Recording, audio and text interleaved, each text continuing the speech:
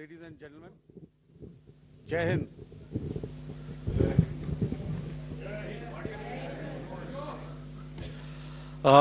Welcome to this special press conference on Operation Sindoor.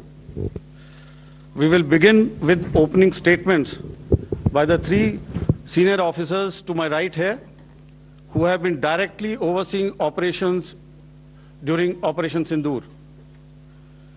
We have Lieutenant General Rajiv Ghai, Director General Military Operations, who will cover the aspects related to land domain. Air Marshal A.K. Bharti, to his right, Director General Air Operations, will provide insights on the air domain. And to my right is Vice Admiral A.N. Pramod, Director General Naval Operations, who will cover aspects on maritime domain. Following their briefings, we will move on to the question answer session. I now request the DGMO to commence the opening brief. Thank you, Sandeep. A very good evening to all of you, ladies and gentlemen. You are all by now familiar with the brutality and the dastardly manner in which 26 innocent lives were prematurely terminated at Pahalgam on the 22nd of April. When you combine those horrific scenes and the pain of the families that the nation witnessed with numerous other recent terrorist strikes on our armed forces and defenseless civilians, we knew that the time had arrived to make yet another compelling statement of our resolve as a nation. Operation Sindoor was conceptualized with a clear military aim to punish the perpetrators and planners of terror and to destroy their terror infrastructure. What I do not state here, of course, is the often stated determination of India and its intolerance to terror. It set into motion a very diligent and microscopic scarring of the terror landscape across the borders and the identification of terror camps and training sites. The locations that emerged were numerous, but as we deliberated more, we realized that some of these terror hubs were now bereft of any presence and had preemptively been vacated, fearing retribution from us. There was also a term of reference and our own binding, self-imposed restriction to target only terrorists and thus prevent collateral damage. There were 9 camps that you are now all familiar with, which were confirmed by our various intelligence agencies to be inhabited. Some of the hub center of the Lashkar-e-Taiba has over the years bred infamous characters such as Ajmal Kasab and the likes of David Headley. What followed was a careful scrutiny of each of these sinister locations, their layout, configuration, even the type of construction in each structure, and the terrain obtained around these. This was with an obvious intent to deduce and identify the exact vector that was required for their neutralization, as also the eyes in the sky that we would send up to ensure that we brought back evidence that we had indeed targeted what we set out to. The precise images of these engagements on that fateful and historical night have already been showcased during the first press statement on the 7th of May that was helmed by our Foreign Secretary. I have no doubt in my mind that we achieved total surprise, and those strikes across those 9 terror hubs left more than 100 terrorists killed, including high-value targets such as Yusuf Azhar, Abdul Malik Rauf and Mudassir Ahmed that were involved in the hijack of IC-814 and the Pulwama blast. The line of control was also violated soon after by Pakistan, and the erratic and rattled response of our enemy was apparent from the number of civilians, inhabited villages, and religious sites such as Gurudwaras that were unfortunately hit by them, leading to a sad loss of lives. The Indian Air Force played a major part in these strikes by engaging some of these camps, and the Indian Navy provided wherewithal in terms of precision munitions. The Indian Air Force obviously had their assets up in the sky, and I will here request Air Marshal Bharti, the Director General of Air Operations, to detail for you the methodology that the men in blue adopted to successfully manifest this mission. Thank you, Rajiv. A very good evening, ladies and gentlemen. It indeed is a difficult time that we have to come here like this and brief you.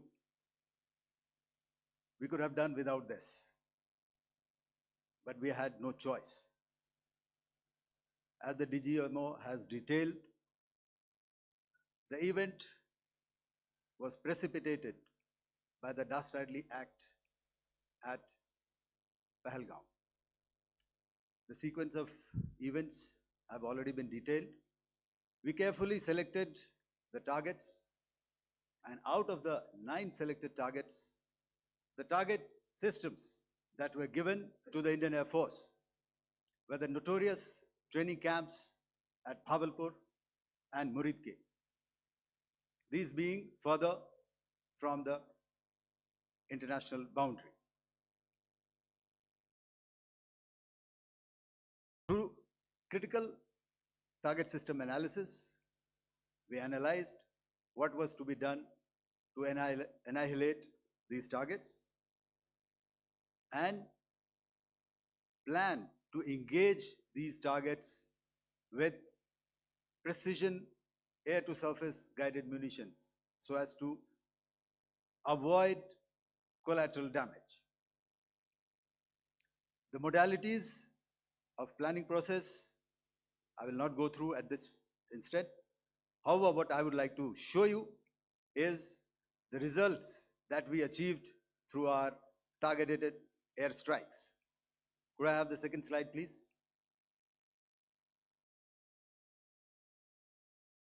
Yeah, change, please.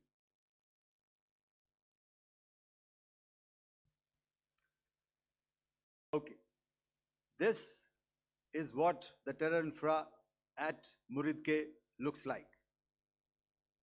If you see, north is as indicated, and to the right is east, where the international boundary lies.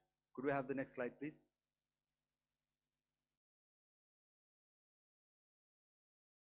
Orientating.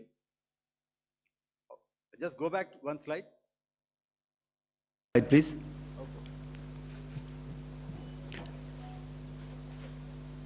Orientating. Just go back to one slide. Okay. Please have a look at this red building, the series of buildings out here, and this empty ground. Next. If you relate, the empty ground is here, and you see this is the first weapon that is impacting. This is the impact point number 1 on Muridke training camp with our precision guided weapons on early morning 7th. Next, please. Keep your eyes glued.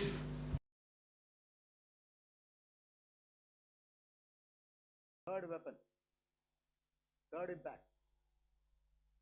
Continue. And fourth weapon, fourth impact. So through these targeted and precision targeting, we addressed the target at Muridke, which was the turning infrastructure. Can you hear me? All right. Okay, I'll come closer to the mic. Now we go to the next target, which is the Bhavalpur training camp. Next slide, please. Okay, just wait. So the effect, if you see, the impact point, if I can point out, this is the impact point. The ammunition has gone through the roof and it has created a blast inside, the photographs of which you would have, all of you would have seen. And the red building, after that, there was this double-story building. It has been completely decimated by precision targeting. Next, please.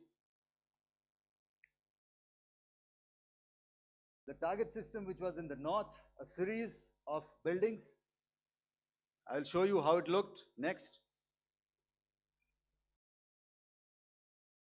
Completely destroyed by our precision targeting. Next.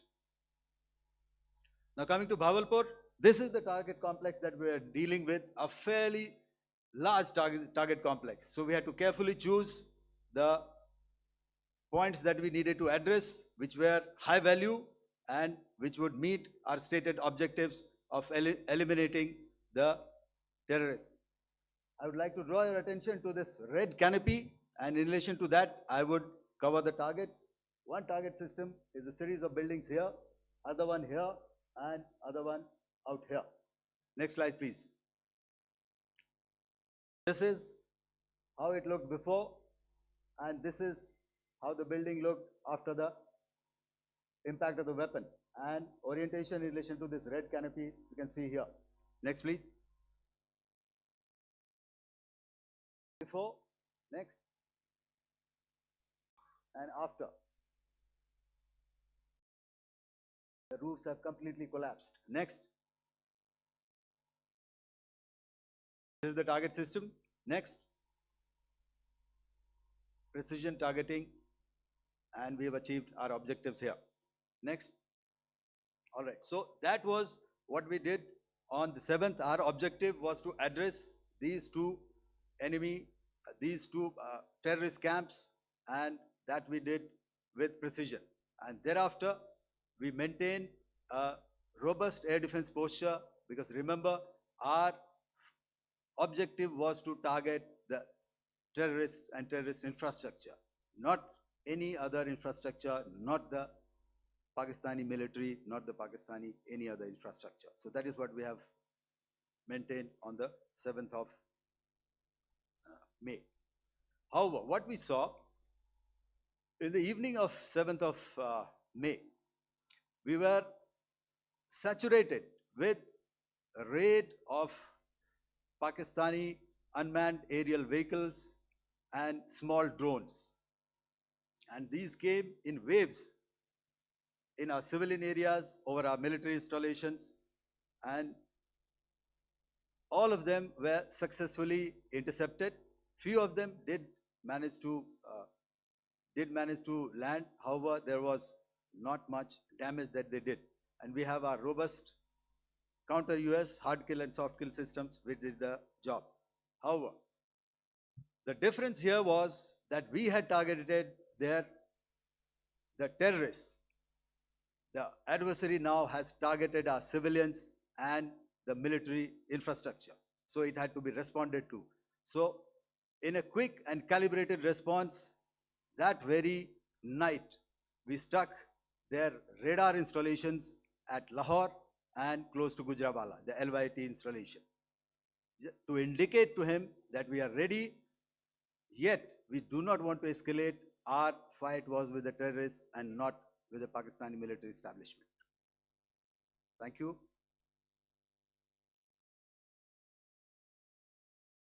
Thank you, Air Marshal Bharti. So, ladies and gentlemen, he's outlined operations not only on the night of 6th and 7th of May, when Operation Sindoor commenced, but also on the subsequent night.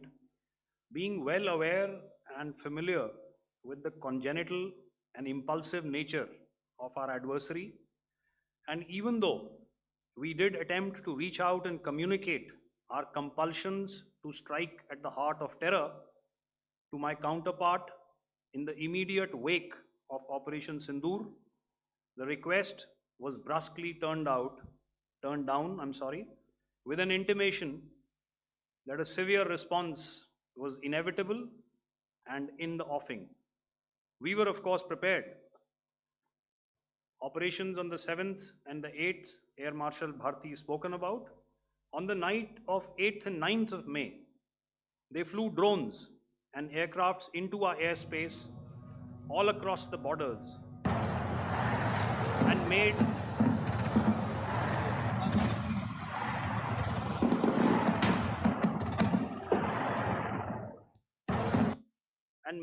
largely unsuccessful attempts to target numerous military infrastructure. Violations on the line of control by Pakistan also commenced yet again and precipitated into fierce arty engagements. The air operations on the night of 8th and 9th of May, I'll yet again request the DG Air Operations to cover.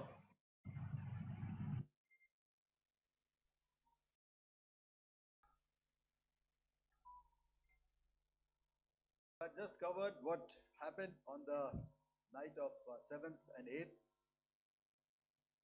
What we found that on the night of 8th and 9th, starting as early as 22:30 hours, our cities had a mass raid of drones, unmanned aerial vehicles, UCAVs, starting right from Srinagar.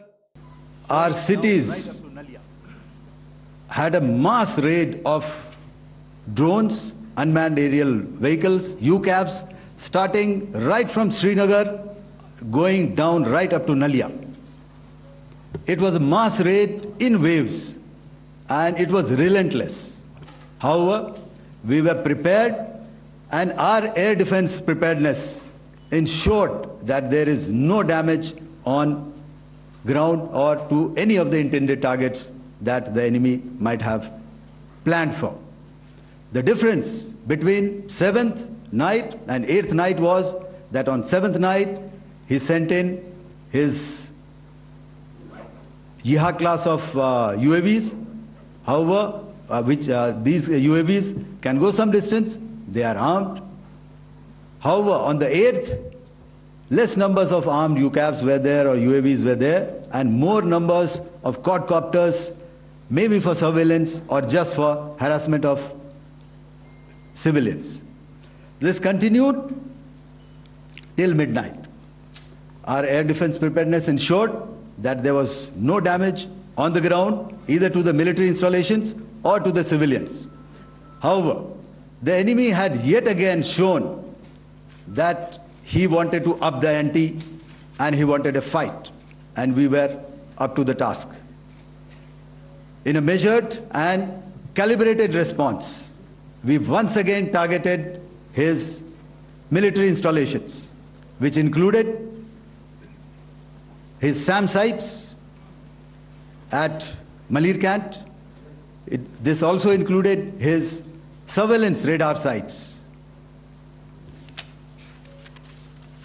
at Lahore and close to Gujranwala. These were suitably addressed, and thereafter his drone attacks continued even till morning, which we countered, and during the daytime there was some respite. Here I would like to bring out another aspect. What we found was that while the drone attacks were being launched from somewhere close to Lahore, enemy had allowed his civilian aircraft to also continue to fly out of Lahore. Not only his own aircraft, but international passenger aircraft, which is quite insensitive, and we had to exercise extreme caution, even at the cost of some tactical disadvantage, to ensure that there is no damage to any of the civilian aircraft. And this was also brought out in our press briefing during the day. So I will now hand over to my colleague to cover the events of 9th onwards. On land, we also undertook certain measures such as deployment of air defense and electronic warfare assets to establish an integrated grid with the Indian Air Force, and I have seen and heard some of you wax eloquent about the benefits of such an architecture when it comes to negating and combating air intrusions. We also carried out deployment to include movement of our forces in the land, sea, and air domains. The night of the 9th and the 10th of May saw similar intrusions by drones and aircrafts, and this time there was a concerted effort to target airfields and some very, very important logistic installations, albeit yet again unsuccessful. बचपन से मुझे इन्हीं की तरह एक super hero बनना था।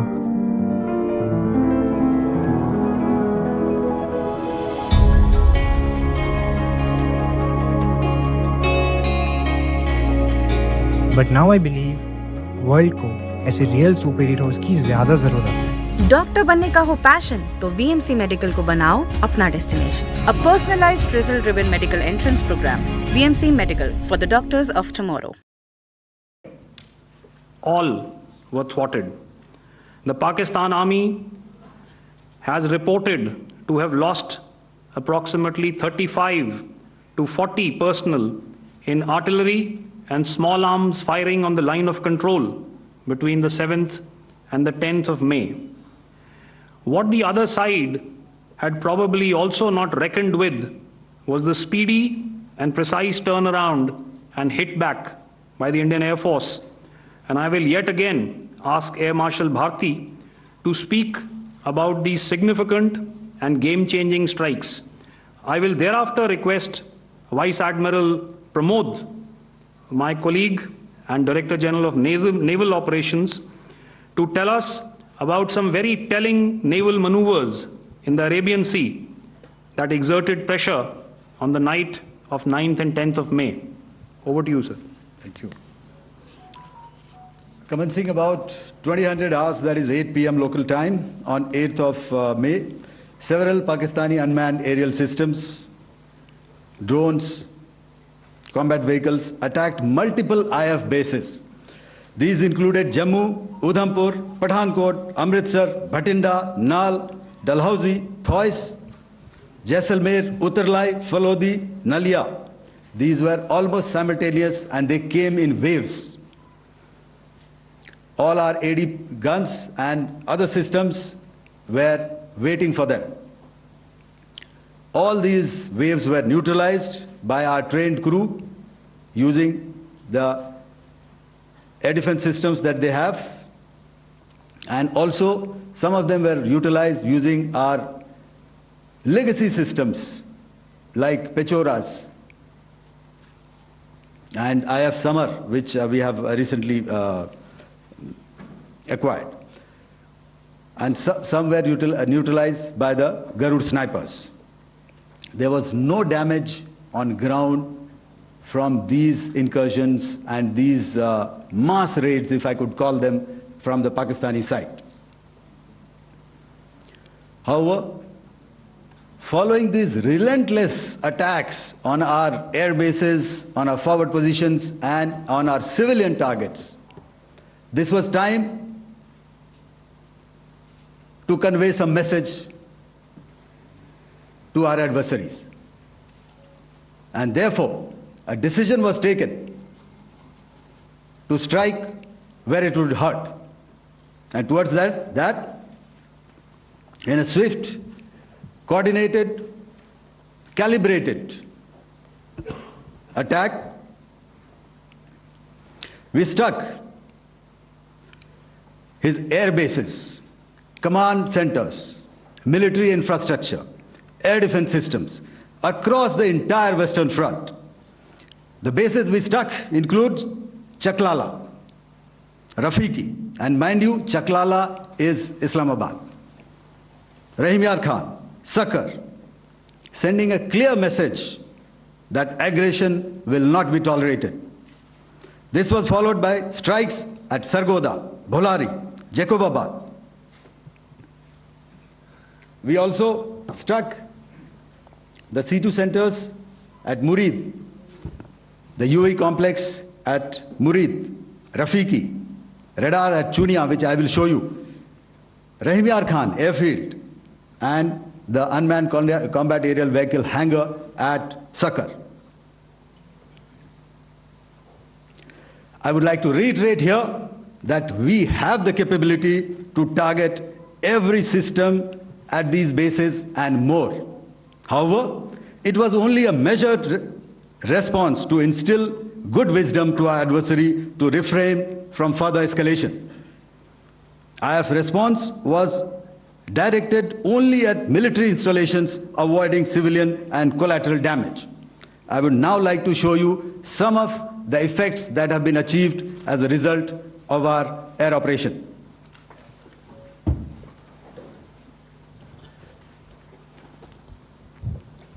Here is the Pasrur air defense system, if you could see.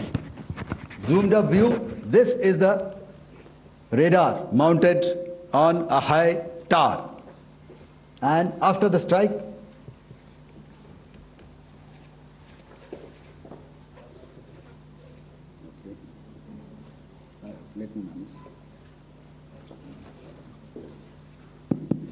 thank you. Can you hear me? Yeah, thank you. And after the strike, this is what has happened. This radar has been taken out, completely burnt. Next slide, please. The Chunia air defense radar, which was taken out on 7th and 8th. This is the radar site. A blown up photograph, once again, on a tower. Not very clear, but what you see very clearly is the after effect after we have struck. The radar head has been completely decapitated. Next slide, please. Arifwala air defense radar. In this complex, you see how it looked before, blown up image, and after really blown up. Next. Now coming to Sargodha airfield. Remember, this is one of their important airfields wherein they have a lot of assets, F-16s, other assets which they keep getting, training institutes. And we have stuck this airfield. It is not, if you zoom in here, then one impact point here on the runway and second impact point of our weapon, precision weapon on the runway. And if you see this blown up repairing going on, same here. Next. Rahimyar Khan. This is the area we have struck. A deep strike out here and one complex here. So this is how it looked before, and the same, you see a big crater, another crater here, and this complex after strike neutralized. Next.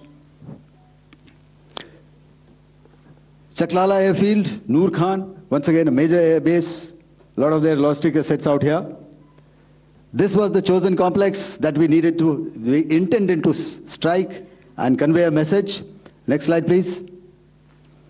This is how it looked before, and this is how it looked after our strike.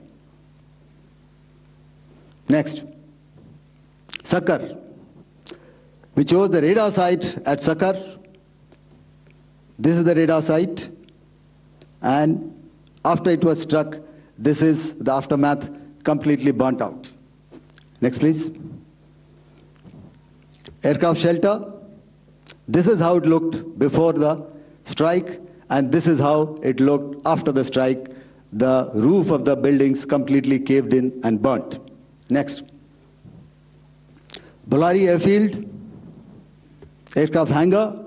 This is how it looked before, and this is how it looked after the precision strike. Next. Jacobabad, aircraft hangar, and this is how it looked after. Next. So what I'm trying to convey here, ladies and gentlemen, is to start with, our fight was neither with the Pakistani military nor with anybody else who's there on the other side. Our fight was with the terrorists. We neutralized the terrorists that we selected to be neutralized, and thereafter we only maintained the air defense posture. However, we were relentlessly pounded by waves after waves, night after night, by his UCAVs, by his drones, and by his other unmanned aerial systems. And that left us with no choice but to retaliate, and yet our retaliation was calibrated, it was graduated, and it was proportionate. Thank you.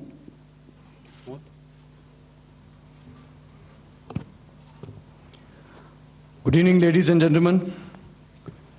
In the aftermath of the cowardly attacks on innocent tourists at Pahalgam in Jammu and Kashmir by Pakistani-sponsored terrorists on 22nd April, the Indian Navy's Carrier Battle Group, surface forces, submarines, and aviation assets were immediately deployed at sea with full combat readiness in concert with the joint operation plan of the Indian Defence Forces. You may be aware that we tested and refined tactics and procedures at sea during multiple weapon firings in the Arabian Sea within 96 hours of the terrorist attack. The aim was to revalidate our crew, armament, equipment, and platform readiness to deliver various ordnance on selected targets precisely. Thereafter, our forces remained forward deployed in the Northern Arabian Sea in a dissuasive and deterrent posture with full readiness and capacity to strike select targets at sea and on land, including Karachi at time of our choosing. The forward deployment of the Indian Navy compelled Pakistani naval and air units to be in a defensive posture, mostly inside harbors or very close to the coast, which we monitored continuously. The Indian Navy maintained seamless maritime domain awareness throughout the duration and was entirely aware of the location and movement of Pakistani units. In effect, we had and continue to have good battle space transparency using our maritime domain awareness grid. As you are aware, our response has been measured, proportionate, non-escalatory, and responsible from day one. Accordingly, the calibrated approach considered all options, including the ability of the Indian Navy for offensive action from and at sea. As part of this escalation control mechanism, the application of force by the Navy was planned in a synchronized manner in coordination with the Army and Air Force, the highlight being teams from the three services working closely in an integrated manner. Along with the kinetic actions by the Indian Army and Indian Air Force, the overwhelming operational edge of Indian Navy at sea contributed towards Pakistan's urgent request for a ceasefire yesterday. As we speak, Indian Navy remains deployed at sea in a credible deterrent posture to respond decisively to any inimical action by Pakistan or Pakistan-based terrorists. Thank you. Samno Varna, Jai Hind. Now I'll hand over to Director General Military Operations for further proceedings. Ladies and gentlemen, on the 10th of May, in the morning, even as we were getting into a huddle to wargame the events of the previous night, a routine exercise, I received a message on hotline from my counterpart in Pakistan seeking my willingness to communicate. Since our initial aim was to strike at terror camps, and all our actions in the subsequent days were in response to the intrusions and violations by the Pakistan Air Force and its army, it was decided that I would indeed speak with my counterpart.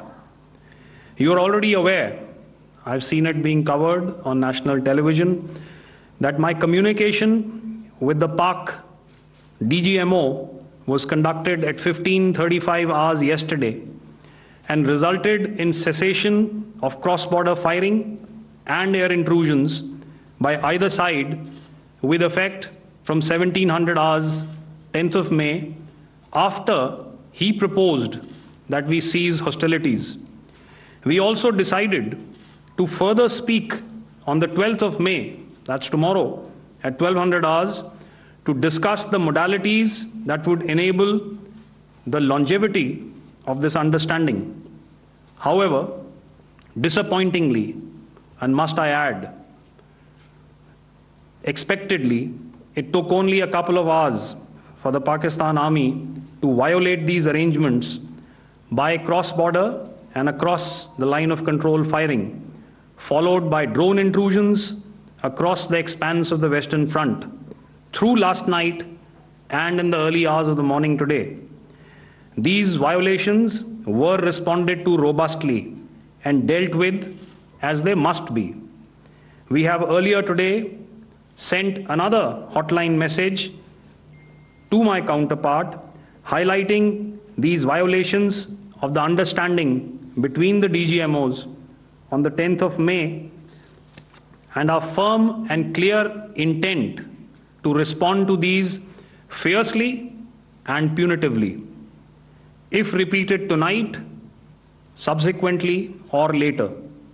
In this regard, I must inform all of you that the Chief of Army Staff has earlier today conducted a security review and has granted full authority to our Army commanders for counter-actions in the kinetic domain in case of any violation by Pakistan. In the end, I pay my solemn homage to my 5 fallen colleagues and brothers from the armed forces and civilians who have tragically lost their lives in Operation Sindoor. Our hearts go out to the bereaved families, and we express our solidarity to them in this lifetime and beyond, at this grave juncture in their lives. Their sacrifices shall always be remembered and spoken of in glowing terms by a grateful nation. We have thus far, ladies and gentlemen, exercised, and my colleague Pramod highlighted this, immense restraint, and our actions have been focused, measured, and non-escalatory. However, any threat to the sovereignty, territorial integrity, and safety of our citizens will be met with decisive force. Jai Hind.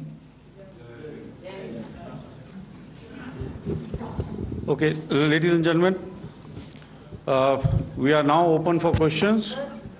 All right, now since I would not know all of you, I would expect you to please raise the placard or your hand, and once I indicate, I expect you to please give out your name and the media group that you belong to.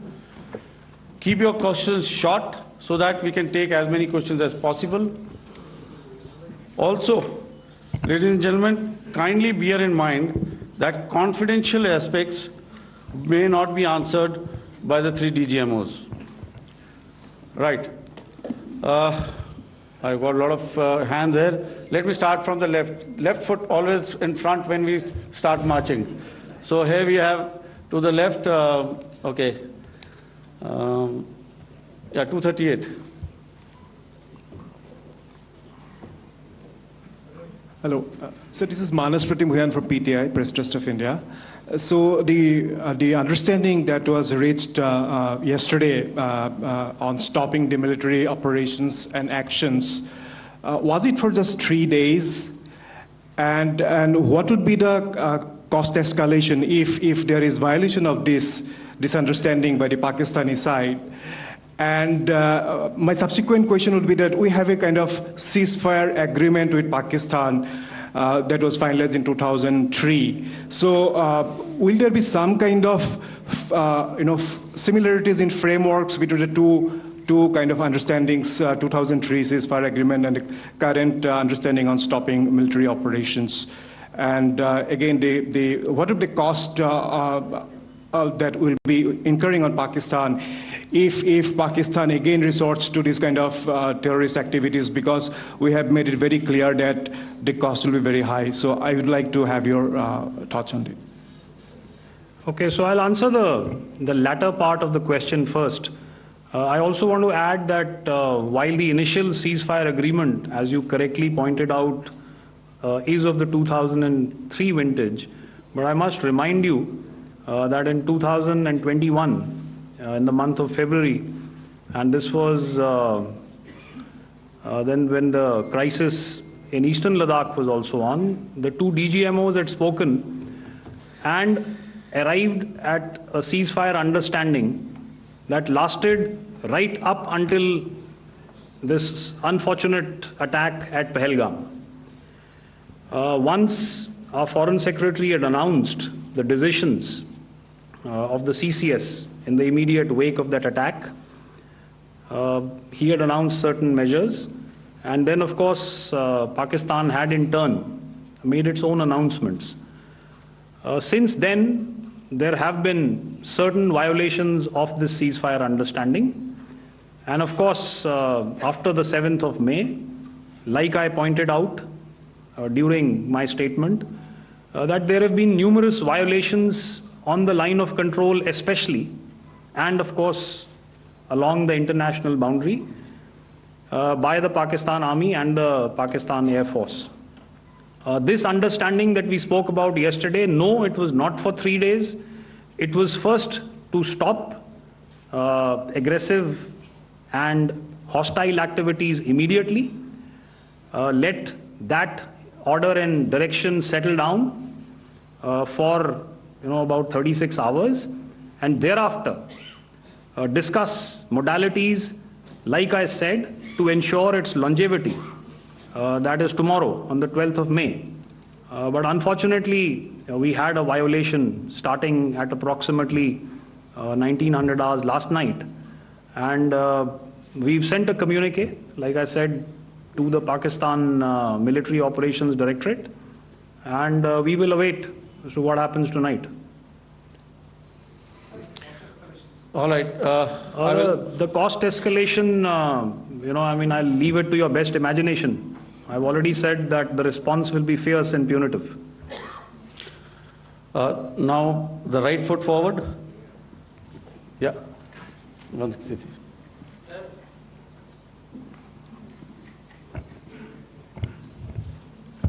Sir, I am Ajit Dubey from ANI, sir.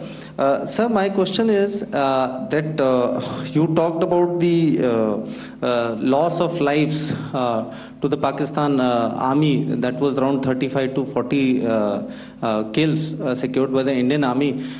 Sir, can you tell us what would be the total loss of life to the Pakistan army in both army and air force attacks, sir? And how good was the performance of the BrahMos, Scalp and the S-400 during the operations? And sir, since we have just one line. No multiple questions, please. Sir, all right. And since sir, we have achieved such a spectacular, we have made good achievements in this entire operation, can we say that we have emerged victorious, or we have a big upper hand over the Pakistanis in this entire conflict? Thank you very much, sir.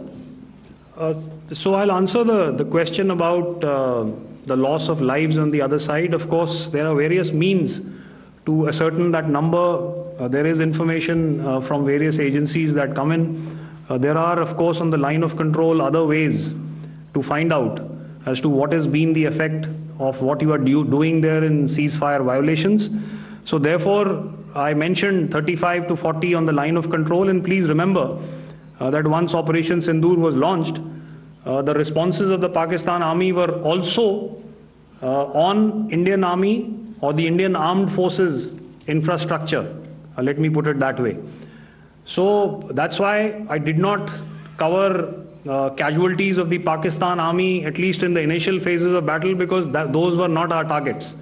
Our targets were terror-oriented, and of course later, once they launched air intrusions and air operations on our infrastructure, we've used heavier weapons, and of course there would have been casualties, but those are still being assessed. The effects of the weapons that you mentioned, I will request Air Marshal Bharti to apprise all of you about those. Good evening, Mr. Sujit. How are you? Ajit. Okay, we're meeting after some time. I never mentioned about any of the weapons that we used. Check. Okay. What I was saying, that I never mentioned of any of the weapons, the caliber that we used. All right, so we'll leave it at that. Those are matters of operational details which I would not like to go into. But suffice to say that whatever methods and whatever means we have chosen, it had the desired effects on the enemy targets. How many casualties? How many injuries? Well, to start with, our aim was not to inflict casualties, but in case there have been, it is for them to count. Our job is to hit the target, not to count the body bags. And the last part of your question, I wonder if you read out the tweet on ADGPI at midnight once we'd done what we had to in Operation Sindoor. And that's credit to my friend here on the left. Justice has been served, Ajit. That is all that I will say. Ajit, I'll request you to, refrain putting words into his mouth. All right. Yeah, I'll come back to the left. 147. Sorry, 47. No, 47. Did I see it here or? Yeah. Good evening, gentlemen. Sorry, 147, I saw it there. Sorry. Okay. Yeah. Since I've already said, 147, start please. Hi sir, good evening. This is Shivam Patel from Reuters News Agency. Thank you for giving me the opportunity. My question, sir, is how many military targets did Indian Armed Forces strike in Pakistan in response to the attacks from Pakistan? How were these targets selected? And how many troop casualties have been there in total on both sides, if you can give details? Thank you. I'm sorry, where are you? I haven't spotted his... He's to the right. Okay. Can you just repeat that for me, please? Sure, sir. So my name is Shivam Patel. I'm from Reuters News Agency. My question is, how many military targets in total did the Indian Armed Forces strike in Pakistan in response to the attack from Pakistan? How were these targets selected? And how many troop casualties have been there on both sides, if you can? So you're speaking of the targets that I mentioned in the wake of the attack at Pahalgam, right? Military targets, after response. Yeah, I think it's amply clear to everybody here that the Pakistan Army has not crossed the international boundary, neither in the plain sector nor on the line of control. So the intrusions have been in the air. There have been certain attempts on the line of control when ceasefire violations have been on to try and infiltrate and carry out and perpetrate activities that we are all very well familiar with. Whether these are by terrorists or by the Pakistan Army or its special forces and commandos is difficult to say, but each of these have been effectively thwarted. So therefore, as far as engagements of military targets on the other side is concerned, I thought Air Marshal Bharti covered those very well and in detail, and he also mentioned as to how they went about targeting those. I think those images were very clear and very, very graphic in telling us as to what we needed to hit. And you'll remember right at the outset I said that we even went into what was the construction in each of these locations, and therefore decided on the vector that had to be utilized. Please. Okay, if I could add to what the DGMO has said, I have already detailed the targets. Now, whether it is X numbers or Y numbers is that is immaterial. And what damage have we inflicted? You have seen. What are the casualties on the other side? As I said, that is for them to count. As far as we are concerned, from the air defense side, if they had a choice, they would have definitely come in. They are fighters, there are more numbers of UCAVs. It is not that they did not intend to come in. It is only that our robust AD posture prevented them from coming in. So that must be known, and that must be realized by all the audience here. Yeah, I'll come to the left now, 24.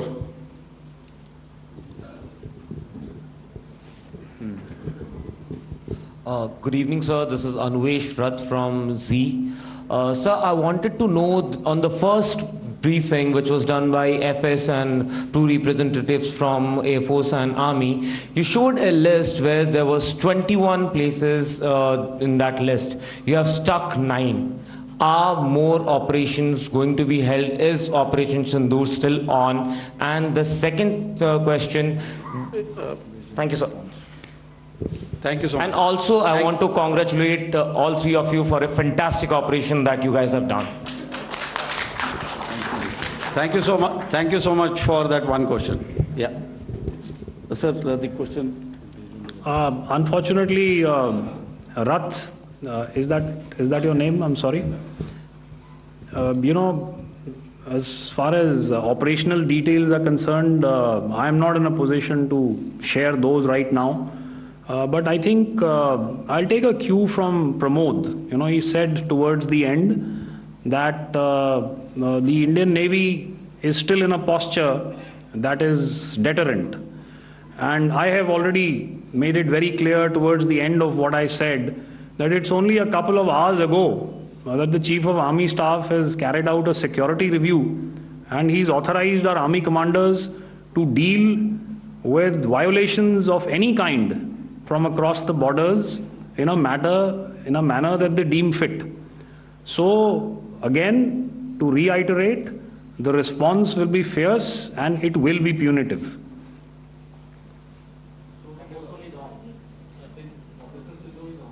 Yes. 163. I'll go back this side now.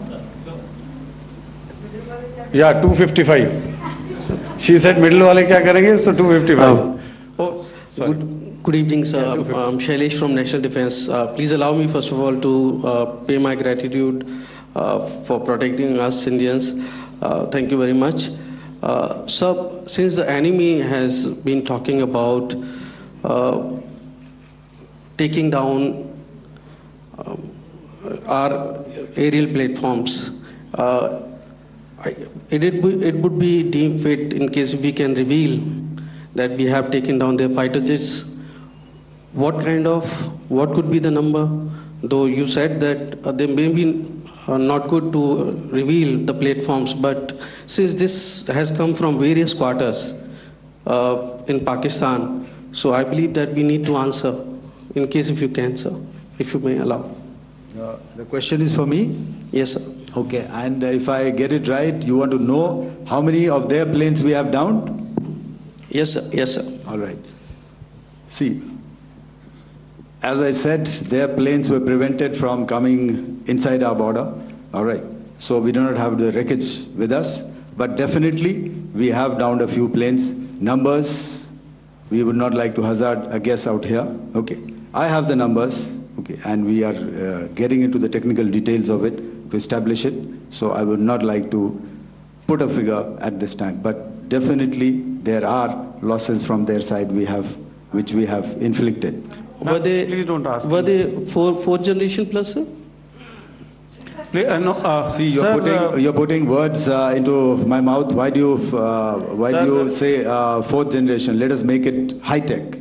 Okay. Thank you so much. All right. Yeah, 163.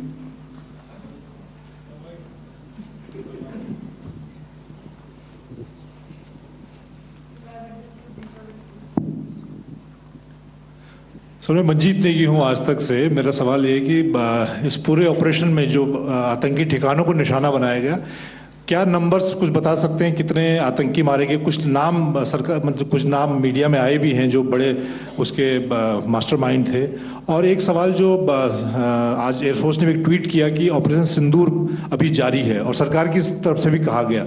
और पिछली बार जब विदेश मंत्रालय की press conference पहली हुई थी उसमें वो लिस्ट दिखाई गई थी कि 21 टेरर कैंप आइडेंटिफाई किए गए हैं। तो क्या जो बाकी बचे हुए टेरर कैंप उन पर भी कार्रवाई होगी? और एक नंबर अगर आप बता पाएं कितने टेररिस्ट मारे गए? Sir, before you answer, sir, before you. Manjeet ji, 3 questions. The third one has just been asked here before. So 21 this thing. So I'll request the first to be answered so that we have more number of people who can ask. Manjeet, जब मैंने statement दिया तो मैंने शुरू में ही कहा कि जैसे ही ऑपरेशन सिंदूर कॉन्सेप्चुअलाइज हुआ तो हमारा जो पीछे की कार्रवाई होती है स्पेड वर्क और टारगेट्स को आइडेंटिफाई और एनालाइज करने की कार्रवाई शुरू हो गई थी। मैंने जब स्टेटमेंट दिया तो मैंने बताया कि बहुत सारे थे, हमने 21 दिखाए होंगे और भी हैं, लेकिन वो लिस्ट फिल्टर करते करते 21 तक पहुंची। अब क्या आगे एंगेज किए जाएंगे? अगर ज़रूरत पड़ेगी तो ज़रूर एंगेज किए जाएंगे, लेकिन मैंने बताया कि इस समय जो इंट एजेंसीज ने हमें बताया कि फलाने कैंप में प्रेजेंस है, हमने उनको एंगेज किया। कुछ नाम मैंने लिए, कुछ नाम अभी पुख्ता किए जा रहे हैं। मैंने आपको बताया कि जो इंट एजेंसीज ने अभी तक असेसमेंट किया है उसमें उन्होंने कहा है कि तकरीबन 100 से ज़्यादा मारे गए हैं। और एक आज आपने तस्वीर भी देखी कि काफ़ी प्रोमिनेंट जो फ्यूनरल था, काफ़ी प्रोमिनेंट एक जो हस्ती हैं वो ऑर्गेनाइज कर रहे थे और उस फ्यूनरल में और कौन कौन लोग अटेंड कर रहे थे वो तो आपने देखा ही। तो आप लोग सब समझदार हैं और मुझे ये कहने की ज़रूरत नहीं है कि इन लोगों को कहाँ से सपोर्ट मिल रहा है। अगर नहीं मिल रहा होता तो ऑपरेशन सिंदूर नहीं होता, तो उसी की वजह से है ये ऑपरेशन। तो मेरे ख्याल से मैंने आपके सारे सवालों का जवाब दे दिया। Ma'am, sir, next is from 17। Sir, मेरा नाम अंजू निर्वाण है, TV9 भारतवर्ष से। सर, मेरा सवाल ये है कि ऑपरेशन सिंदूर में हमारी जो इंडियन नेवी है उसके बारे में सर थोड़ा सा बताएं कि किस तरह की उसकी भूमिका रही, क्योंकि हमने इस दौरान सर देखा कि बहुत सारी स्पेकुलेशन भी रही और ये बोला गया कि कराची तक हमारी नेवी ने ऑपरेशन किया है। तो सर इस पे थोड़ी सी क्लैरिटी चाहिए।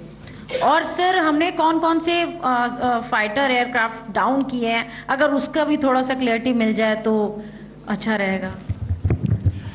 तो मैं आपका पहले सवाल का जवाब दूंगा। I will make few sentences and leave it for your imagination. First of all, as I mentioned, we have quantitative and qualitative edge to deliver a massive blow to our adversary, and we completely dominate in the maritime front. Indian Navy's action is part of the escalation ladder mechanism which we have worked out amongst 3 services. This time, if Pakistan dare take any action, and Pakistan knows it, what we are going to do. That's all. Okay. आपके सवाल का जवाब मैं पहले दे चुका हूं। आपके सवाल का जवाब मैं पहले दे चुका हूं, इसलिए मैं बस उस तक ही सीमित रखूंगा और इतना कहना चाहूंगा कि आने वाले दिनों में आपको खुद ही पता चल जाएगा और ऐसी बातें छुपी नहीं रहती हैं, तो पता चल जाएगा। So at this time we'll just let it be. Okay, ladies and gentlemen, we have 1 or 2 more questions, sir. So Please. They are going to be outside. You can speak to them there also. 104. 104.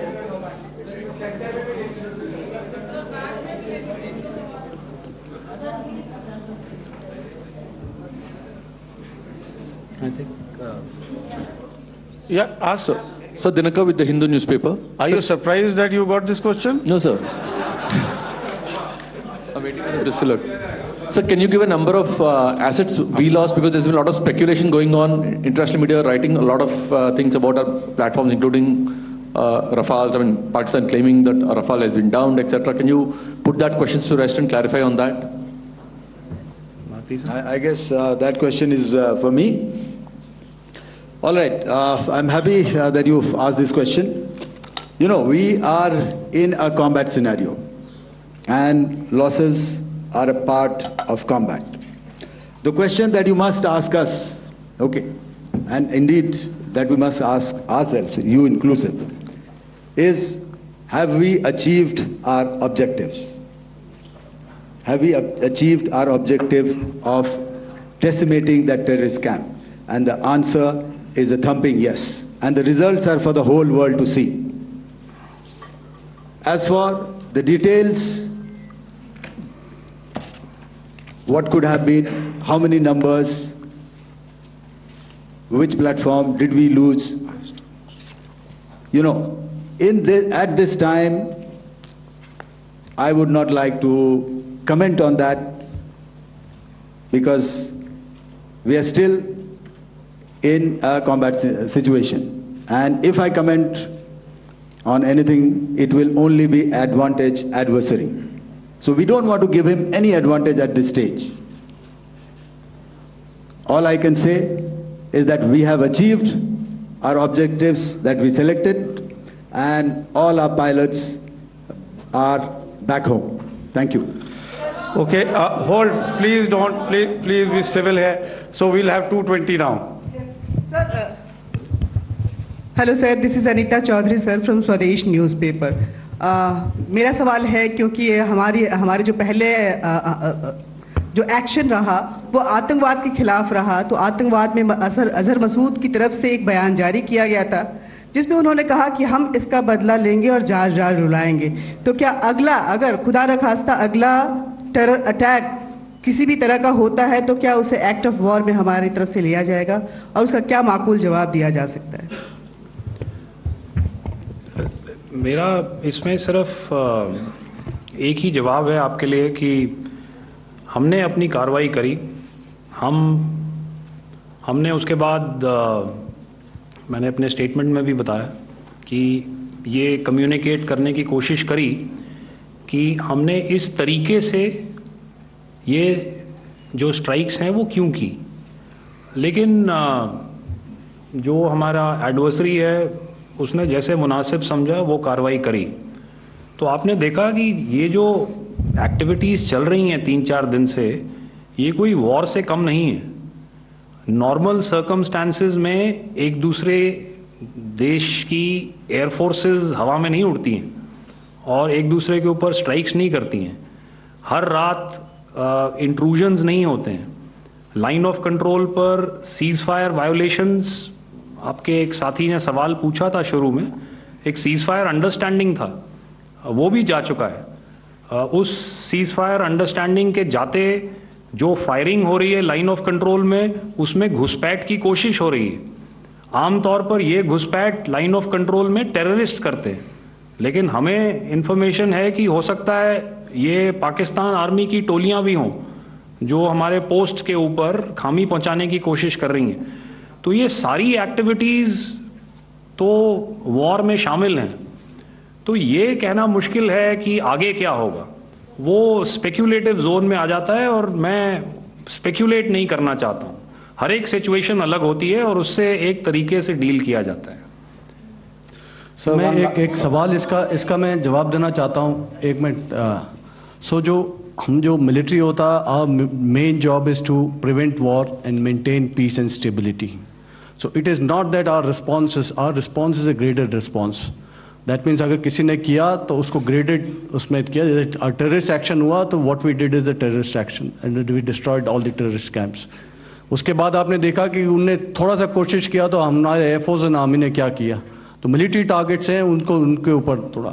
So our aim is to maintain peace and tell the our adversary that you do this and the response will be bloody. Okay, now as per the, please, we'll have 166 and 25, and after that, no more, please. Sir, this side. Ladies and gentlemen, please maintain. Sir, I request you to please be quiet. Jal Ghai? No. This side, sir. We have only two questions left. 166. Yeah, please ask. So I'm Rahul Singh from Hindustan Times, sir. So you were totally on top of the game in the kind of losses you've inflicted on the enemy. I mean, we saw those slides and everything. So it kind of comes across that you were batting it 99 and you decided to declare your innings. What are your thoughts on that, sir? And do you think, are you weighing the option of the Pakistan army using this time, buying this time of the so-called ceasefire or the understanding? And you talked about how they could not be trusted. So buying time to kind of build up their war reserves, getting stuff from their friends like Turkey or China, are we considering that possibility, sir? Look, see, the call came from the Pakistani side to speak about cessation of hostilities. What pauses mean during such conflicts is known to everybody. You know, I don't want to go into the pros and cons of how preparation for war is made. You know, that is a process in itself.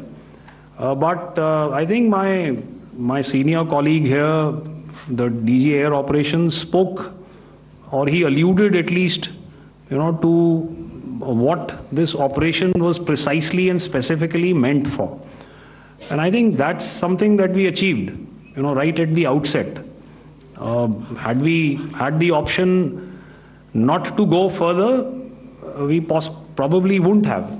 But we've been compelled to be in this situation.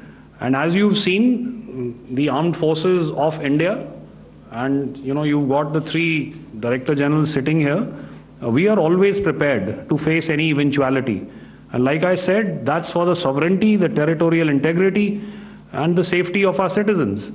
So whatever has to be done will be done. You know, I'm not so concerned about what Pakistan will do in this time. I'm only concerned about what we will do. We have a roadmap and a plan, and we will follow it diligently, and we will follow it to the T. You know, that's the contention that I want to make here today. Ma'am, please. Okay, the last question, and ma'am, 25. She's been asking since the first one. Sir, I'm Nandita. Sir. She's not asking a question. Sir, I'm Nandita Dagar, DAGAR from DD News and DD India. Sir, I wanted to ask you that my question is to General Ghai. Sir, you spoke to your counterpart yesterday and the Pakistani counterpart. Sir, what is the Indian Army's assessment that despite that agreement, that talk that you had, despite that agreement coming into effect at 1700 hours yesterday, why did they violate it? And number two, yesterday at the Joint Defense Ministry and Foreign Ministry briefing, Wing Commander Vyomika Singh and Colonel Sophia Qureshi had told us that we have cited the Pakistani troops amassing at the borders and at the LOC. Sir, has that situation changed? Have they withdrawn? And sir, if in case, despite now there is a lull, of course, but if tonight again, if the enemy again carries out shelling and aerial intrusions through drones, what is going to be our response, sir? Thank you. So without outlining the specifics of that response, I've already made it clear that there will be a response, and it will be fierce and it will be punitive. Why the Pakistan Army chose the option of violating the understanding that was arrived at earlier yesterday, I think that's a question that we best answered by the Pakistan DGMO. I wouldn't be able to, give you that. But, in situations such as these, and if you go back into any conflict, sometimes these understandings take time, to fructify and manifest on ground. But without, getting into the reasons, it is our mandate to be prepared at all times, and that we were. It's not as if because there was an understanding we weren't prepared. I must tell you that the armed forces were on a very, very high alert, and they continue to be in that state even as we speak. All right. Ladies and gentlemen, please, ma'am, please. Okay, thank you so much for coming today. Those who have missed asking a question, those who have missed, see, I knew I'll grab this attention from you like this. Those who have missed the opportunity to ask a question can give me a written one. I will definitely get back to you with that. And also, they are they are invited for a cup of tea in my office day after tomorrow. Thank you, ladies and gentlemen, for coming. Thank you. Thank you very much. Jai Hind. Jai Hind. सिंदूर पर रक्षा मंत्रालय की press वार्ता का सीधा प्रसारण आप देख रहे थे।